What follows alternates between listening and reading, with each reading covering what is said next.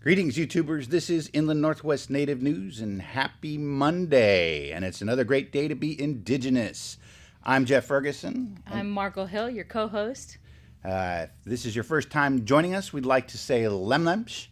Thank you for joining us here at Inland Northwest Native News. We cover news and events for 11 tribes of the Inland Northwest, as far east as the Blackfeet in Montana, as far west as the Colvilles, all the way up to the Kootenai of Idaho and the Kalispels, and all the way down to the Umatilla and Warm Springs, with everybody in between, with the Spokanes, Coeur d'Alenes, Colvilles, Yakimas, and all the good guys, the Nimipu as well. We'd like to say thank you for joining us. We'd like to invite you to join us right here Monday, Wednesday, and Friday, 8 to 8:30. We discuss current and ongoing issues that are facing Indian country. We're on a local level, a regional level, and a national level. So be sure to like and subscribe. And before we get going today, we'd like to do a quick shout out to some of our newest subscribers.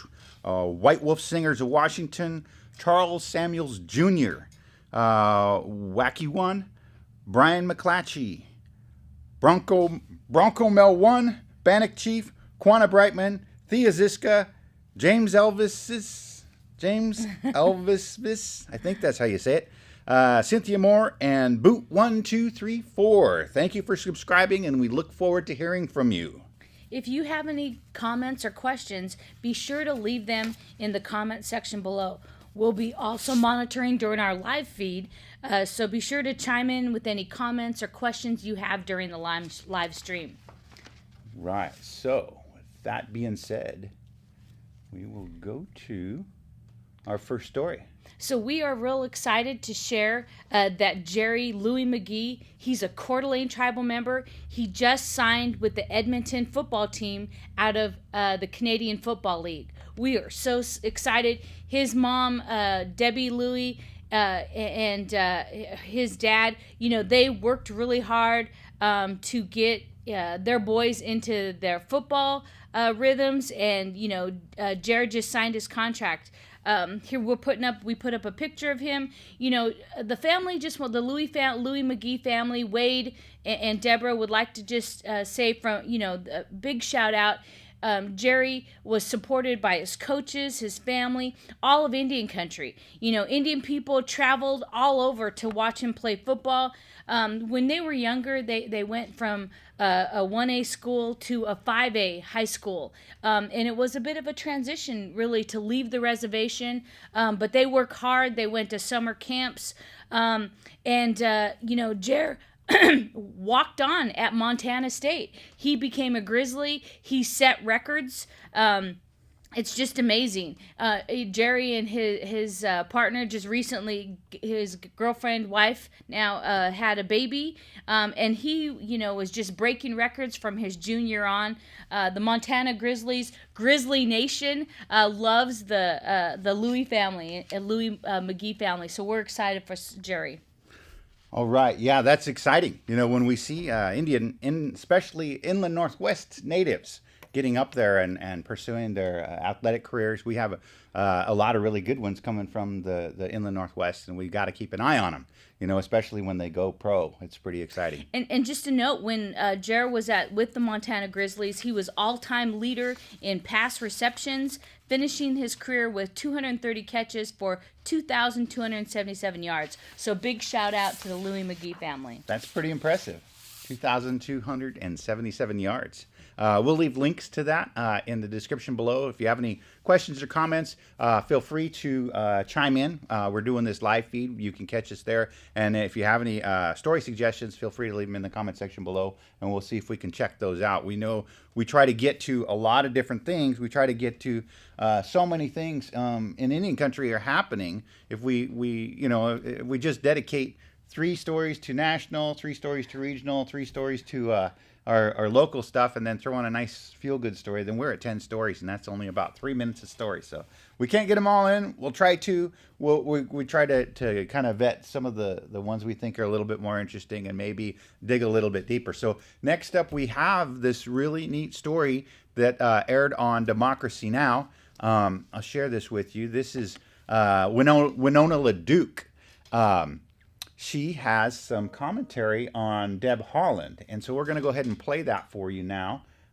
See if I can get this. We're going to try to play it for you.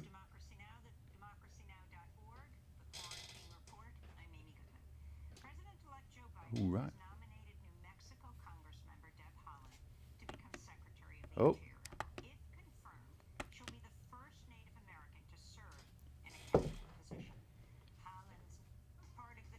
Oh. I don't know that that's where I wanted it to be.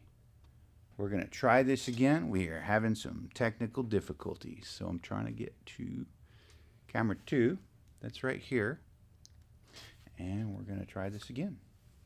We have new equipment, so we're just trying to iron out the bugs.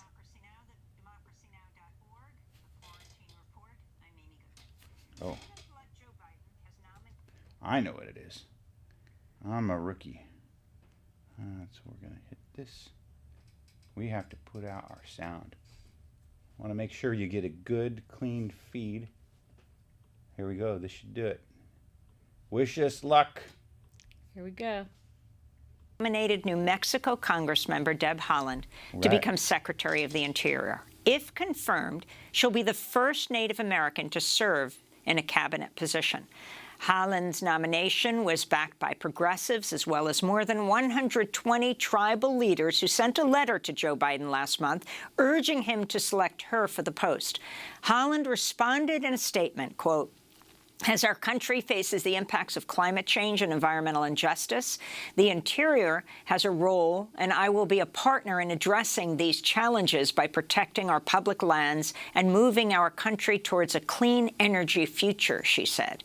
Journalist Julian Brave Noisecat tweeted, "After 4 years of fossil fuel executives and lobbyists opening up native lands and sacred sites to industry tycoons, the next Secretary of Interior will be a Laguna Pueblo woman who went to Standing Rock in 2016 and cooked for the people," unquote.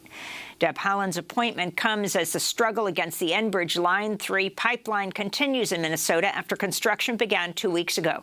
Indigenous and environmental activists have been holding daily protests against the project, which would carry tar sands oil from Alberta, Canada, to a terminal in Superior, Wisconsin, cutting through Indigenous territory and running under more than 200 streams. On Monday, 22 water protectors were arrested in the freezing cold at a Line 3 construction site. Well, for more on Deb Haaland's historic nomination and the ongoing resistance at Line 3, we're joined in Sandy Lake, Minnesota by Winona LaDuke, Executive Director of Honor the Earth and Rural Development economist. She is the author of the upcoming book, To Be a Water Protector. Winona lives and works on the White Earth Reservation in northern Minnesota. Winona, welcome back to Democracy Now! Can you start off by talking about the significance of Deb Haaland to be the first Native American to head the Interior Department, if approved by the Senate, not to mention to be a cabinet member, as far as we know. You were a longtime supporter of her back to when she ran for Congress. I just want to say one thing. That would be an affirmation from all of us over here in the Indian country. You know, that was a very, very important step for the Biden administration. All right, we just wanted to share that segment with you. Winona LaDuke out there talking a little bit about what's going on with Deb Haaland. She does an excellent interview on Democracy Now! We don't have time to air the whole thing, but we just wanted to show you a quick segment. We'll leave the link in the description section below. If you have any questions or comments, be sure to chime in.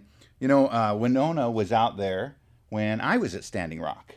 I got to meet her. That was kind of a neat experience. Sometimes you get to meet those extraordinary people, and she is definitely an extraordinary person. So that was well, kind of and cool. I'll be looking forward to her new book, To Be a Water Protector. You know, not all of us could go to Standing Rock. You know, some of us were home taking care of kids and working and just couldn't get away. So it'd be exciting to take a look at that. All right. So yeah, definitely. I did want to. Today I wore my Hawaiian shirt. Just wanted to do a quick shout out to Craig in Hawaii. He's over there doing a little quarantining. Got a chance to get away. It was quite the little process to get him over there, but wanted to wear a little Hawaiian regalia, if you would. Well, I guess it's not regalia. So shout out to Craig Hill and Alicia. Alicia's doing research on water quality there with the native indigenous Hawaiian people. Yeah. So we're real excited about her work. She's been studying for the environment. She's doing her master's at Yale, and Craig got to get away and go visit. Yeah. So all right. Yeah, just a quick shout out. Didn't see that coming, did you? I didn't. All right, moving right along. We have some numbers. These are pandemic numbers. Now, these are local pandemic numbers, and they're kind of raunchy. If you look at where we're at over here in the Spokane County, this article goes on. It's about how the pandemic has affected people in eastern Washington disproportionately to people in western Washington, and how they're doing that right now.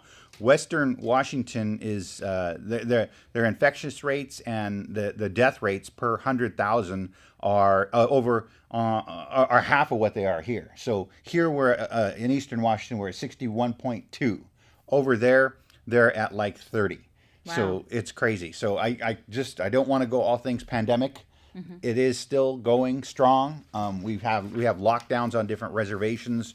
We have all sorts of people trying to implement different things. So we're not through this, folks. There is a vaccine out there. There's actually a couple vaccines out there now, but that doesn't mean it's over. I know we are monitoring how long it took for Indian country to start seeing vaccines.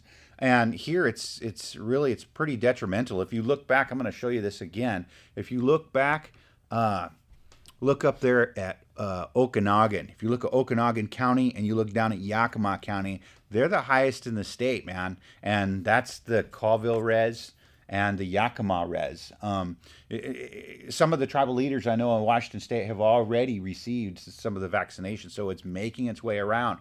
Before it gets to the rest of us, though, we still have to be sure to wash our hands. That's so important. Wash our hands and mask up. We still dealing with it. Well, Jeff, you and I had an opportunity to stop by the Arts and Crafts show, just briefly. But there's some Kalispel elders and language speakers that they are in fact getting the vaccination out. So we're excited to hear that the vaccination is getting out to Indian country. And that brings up a really good point. When we start looking at kind of the greater good on things, some of the elders that are more susceptible, they're more vulnerable to this pandemic. It would be good to be able to make them safe. Well, and also our language speakers. We on our reservations, we have a handful of language speakers. And so those are, in Indian country, we can set our priorities. So we're getting first line responders. I know right here in Spokane, Native Health was reaching out to Native nurses and doctors and making sure that those folks that are on the front lines every day are getting the vaccinations. It's so important for us to keep an eye on the ball as we go through this. It's something I know a lot of us are struggling with. Cabin fever is really setting in. We haven't been able to go out and do all the things that we have been wanting to do. And, I know there's still a lot of controversy around the vaccine. But it is important for us to preserve our language. In Washington State, I know that there's already tribes that have lost their last fluent speakers, and that is very heartbreaking. If you think about it, we are fortunate. We don't have as many fluent speakers, and we don't have as many tribal members as, like, say, the Navajos or the Cherokees or Choctaws or some of these larger tribes. But our languages are just as important, and they need to be preserved. And just a quick prayer for everybody that is practicing the language and trying to preserve that part of our culture, because it's an uphill battle. And, in my experience, there's not a lot of money in that for people that learn to do that. Nobody's getting rich off of it, but it is something that is enriching, very enriching. So, shout out. My hands are raised to the language people out there. So, yeah. Anyhow. So our next story, there was a tower technician that died from a 260-foot fall while trying to bring broadband to the Spokane tribe. So there's a 24-year-old tower technician. He was killed Saturday, December 12th, when he fell from a tower near Fruitland, Washington. According to individuals knowledgeable of the incident, James Everett Shoemate of Houston, Texas, was approximately 260 feet on a structure while it was being toppled out when, for some unknown reason, he fell. Shoemate was employed by the Quality Tower Services of Houston. According to his LinkedIn page, he had been working for the company for over 2 years. He had served for the Navy in aviation ordnance. The structure at the west end was the last tower of 4 being erected to provide reliable broadband and cell phone service to reservation residents, according to Tribal Emergency Manager Reggie Pion Jr. The Spokane tribe had recently applied for the FCC to gain access to a 2.5 gigahertz band window, a unique opportunity for tribes in rural areas to directly access unassigned spectrum over their tribal lands. So Shoemate was the 8th worker this year to die due to an accident that occurred while working in the communication site. You know, Jeff, we have tribal communities across the nation that are suffering to the digital divide. You know, our kids are struggling to stay in school, and so a big shout out to Shoemate, who was trying to bring broadband to our young people. Yeah, I thought this was a real important story because a lot of times we look at this opportunity to serve in Indian country by going out and creating these broadband networks and all of it. And unfortunately, we don't always have the skill set within our tribes to hire tribal citizens to go out and do this stuff. So when we have non-native people come in and do this, it's really, they're taking a chance. Clearly, they're taking a chance to get out there and do that. So we just want to say that we appreciate what you're doing. Shoemate, we appreciate your work and prayers for your family and your friends. And, we ask that, you say a quick prayer for all the other people out there that are trying to get these towers up throughout Indian country, and also the people that are working on electricity and water in some of the reservations that I know some of the COVID money was going to. So very important work. Yeah, Shoemate, he served in the Navy. He followed in his father's footsteps.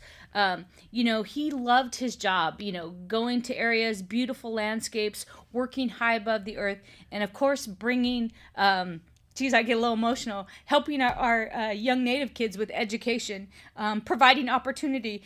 So just to let you know, there's a GoFundMe page has been set up to assist with expenses. And of course, we'll leave that in the notes below. But GoFundMe, James Memorial Fund, we'll make sure to leave it in the quotes. But we sure appreciate Shoemate and his dedication. Yeah, that was good. They set up a GoFundMe page, and I know it looked like it had some momentum going. We'll definitely leave that in the comment section or in the description section below. So yeah, that's always kind of a tough thing. Keep things moving. We have a update. So this is the Treaty Defender Rally. Some of you might remember this. Now, this is kind of a little bit older story, but this Treaty Defender Rally was about rights and not about Trump, is what they're saying. So just to kind of give you, not that I'm skeptical about it. It really came out skeptical, huh?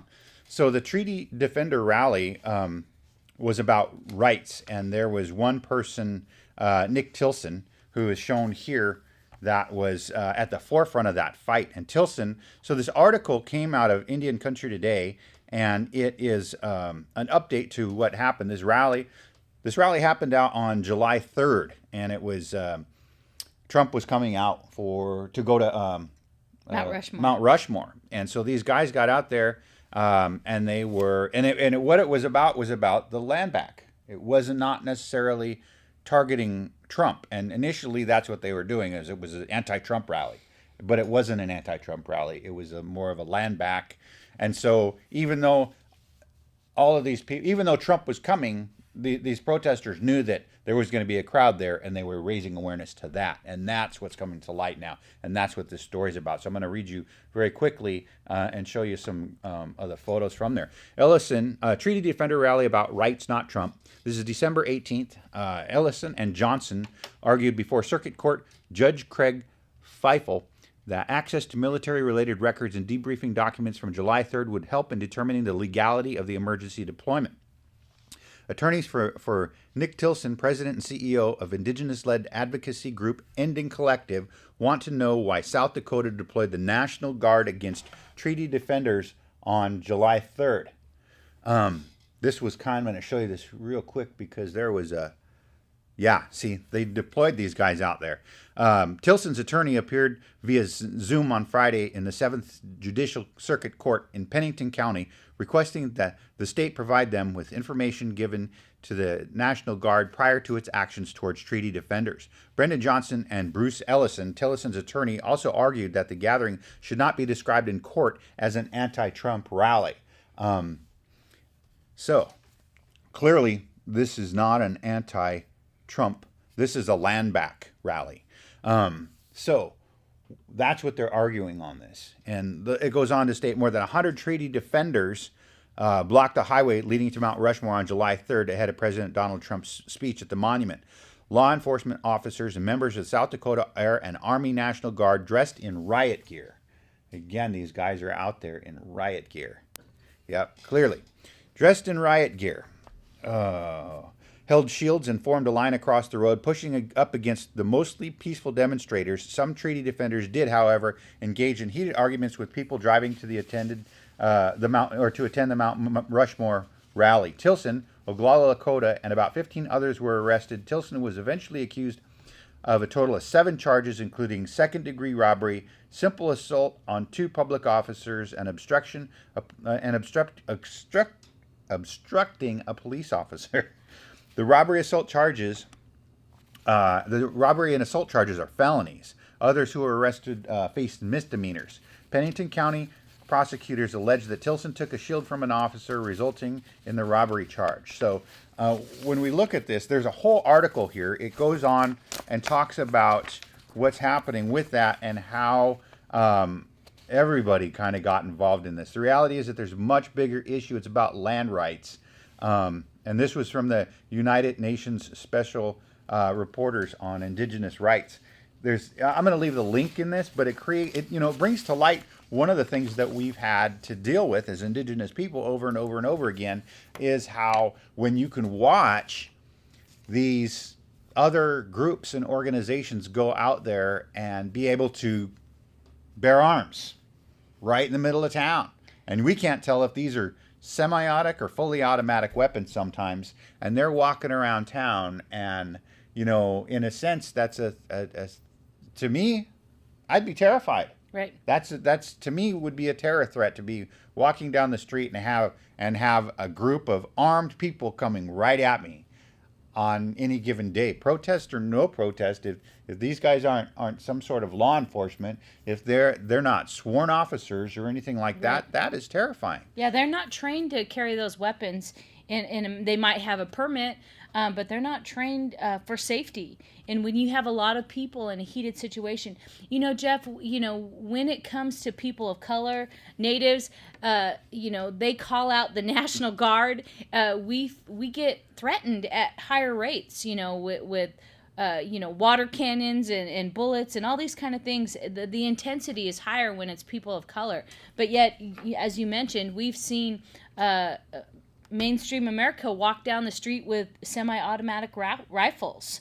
Yeah. And our protesters don't carry weapons. And there's so many things that are, when you look at stop and frisk, and you look at the way Indigenous people are treated, the Bail Project here had some really interesting numbers, and I'd really like to get some more of those numbers again. But I if I'm not mistaken, in Spokane, I think the number that I saw was that Native Americans were arrested 7 times more than non-natives in Spokane.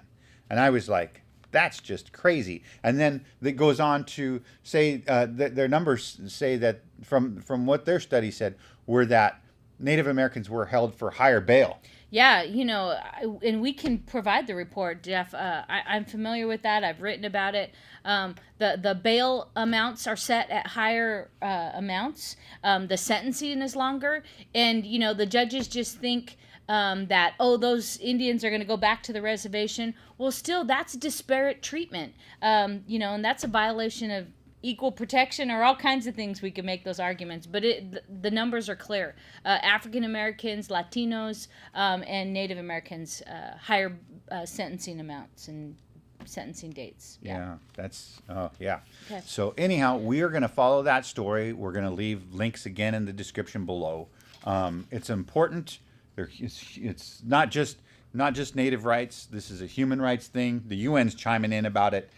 Clearly it's an issue, and clearly we want to see justice. We want to make sure that we're not getting any, I don't want to say, unequal charges. There was another term I was going to use, but I'm not. Inequity. So let me, Jeff, I have one last story here. Tia Wood, she is a Cree and Salish singer, fusing music and style by Christian Allaire at Vogue.com.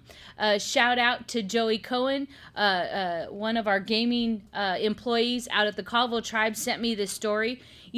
TikTok is dominated by trending songs, dance challenges, and overall embracing creativity. But it's not as well known for its fashion scene.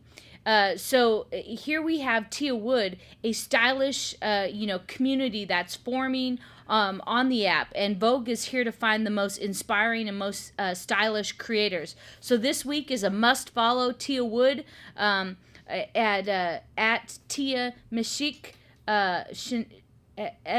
Tia Mischik, a 21-year-old singer and Cree-based Vancouver, British Columbia. Wood champions her Cree and Salish cultures on the app, using it as a platform to educate others about her people, history, and traditions. Through singing, through informational videos, through indigenous takes on popular TikTok trends. So she recently took on Face the Zoom trend, popularized by Bella Porsche in her full native regalia. Since joining the app on March, Wood has now collected more than 1.6 million fans. So let's check out that Tia. 1.6 million fans. Holy, that's a lot of fans. So yeah, let's go right to that. Check it out. I'll see if I can get this video going a little bit easier than the last one. And again, we'll leave the link so you can watch it on your own. But a shout out to Tia Wood.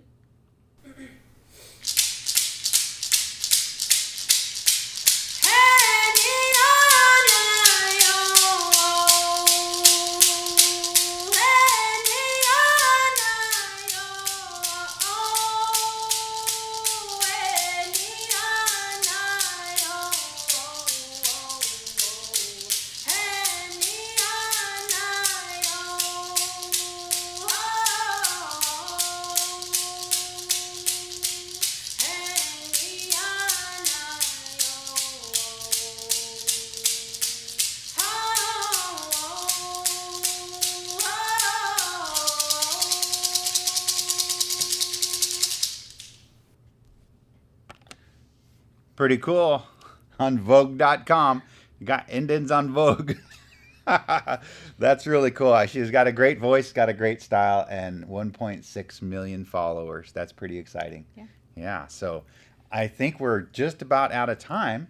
So I don't know if you had any more announcements or one more quick shout out to Dan the Nampkin's dad for checking us out. We had Dan the Nampkin in the studio the other night. So we're going to be doing a quick check-in with Dan. We're going to do a little special. I got a chance to give a quick little interview with him and catch up to see what Dan's been up to. He was at Standing Rock longer than any other Indian I know. He was out there for 7 months. Holy cow. He was there from like September all the way on in through the very end, and so we got to catch up with him. So that'll be coming up. So pretty exciting stuff. Yeah, we have a lot of episodes still coming up. We interviewed Francis Ald out on Flathead Lake when we were up at Elmo, Montana. So look forward, native ventriloquist. So we're excited. A big shout out to Aaron Maher and Adam Amundsen, tribal planners like Maddie Arredondo, tuning in here. We appreciate you. We appreciate the work you're doing out in Indian country. Be sure to like and subscribe, and we will see you on Wednesday. Thank you once again for joining us.